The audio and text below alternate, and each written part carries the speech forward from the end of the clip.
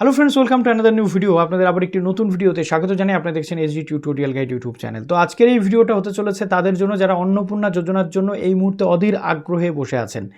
তো আমরা শেয়ার করবো আজকের এই ভিডিওটাতে বেশ কতগুলো গুরুত্বপূর্ণ তথ্য। তো যারা নতুন আছেন অবশ্যই চ্যানেলটিকে সাবস্ক্রাইব করে পাশে থাকা বেল আইকনটি ক্লিক করে দেবেন, যাতে সমস্ত তথ্যগুলো আপনার টাইম এখান থেকে পেয়ে যান। এবং প্লিজ ভিডিওটা প্রচুর লাইক করবেন, বন্ধুদের মাঝে শেয়ার করতে একদম ভুলবেন না।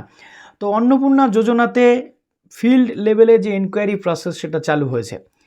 আশা কর্মীরা এবং আইসিডিএস কর্মীরা রুরাল এরিয়াতে কিন্তু ডেটা কালেকশন করছেন এবং সমস্ত তথ্য তারা সাবমিট করছেন বিডিও অফিসে বা নিকটস্থ পঞ্চায়েতে। আবার অনেক জায়গাতে সরাসরি বিডিও অফিসও কিন্তু এই দায়িত্ব পালন করছে।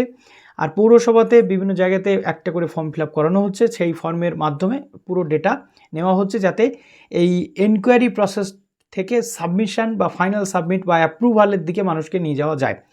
কিন্তু এইখানে প্রশ্ন উঠে আসছে, একাধিক প্রশ্ন। কেননা একটা ইউনিভার্সাল ওয়েতে কোথাও এই কাজ কিন্তু চলছে না, এক একটা জায়গাতে এক এক রকম পদ্ধতি মেনে এই কাজ চলছে। তাই মানুষ হয়ে যাচ্ছে অনেকটা কনফিউজড।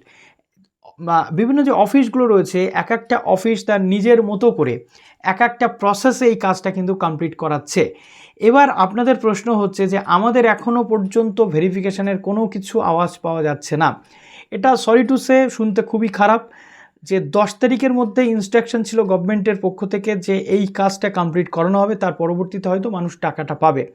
কিন্তু দুঃখের বিষয়, অনেক জায়গাতে নেগলিজেন্সি দেখা যাচ্ছে, অনেক জায়গাতে পৌরসভা দায়িত্ব নিতে চাইছে না, অনেক জায়গাতে বিডিও অফিস এখনও কাজই শুরু করেনি।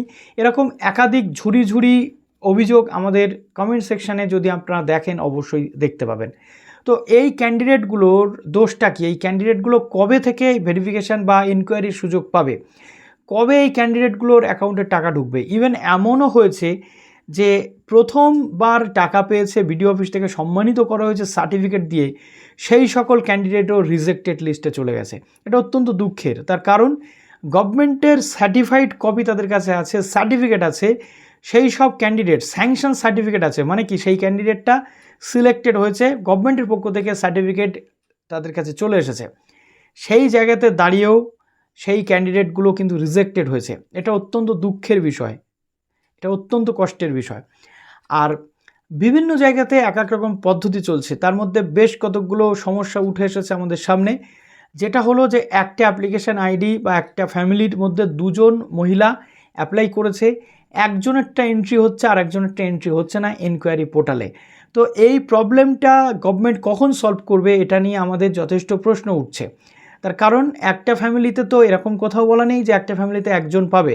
তাই দুজন যদি দাবিদার হয়, সেই দুজনকে যাতে সুষ্ঠুভাবে সম্পন্ন করানো যায় সেটা একটা প্রশ্ন।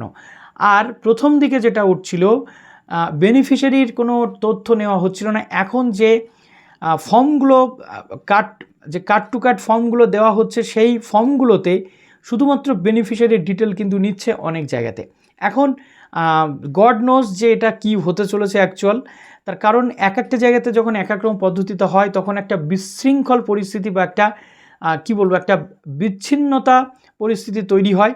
তাই সেখান থেকে ভালো ফল পাওয়া কতটা গুরুত্বপূর্ণ সেটা আমরা প্রত্যেকে জানি। এখন দেখার বিষয় যে আলটিমেটলি কী হতে চলেছে। আপনার এরিয়াতে কোন এরিয়া থেকে আপনি ভিডিওটা দেখছেন, আপনার এরিয়াতে শুরু হলো কি না এই এনকোয়ারি প্রসেস, অবশ্যই কমেন্টে জানান। ভালো থাকুন সবাই, বেস্ট অফ লাক।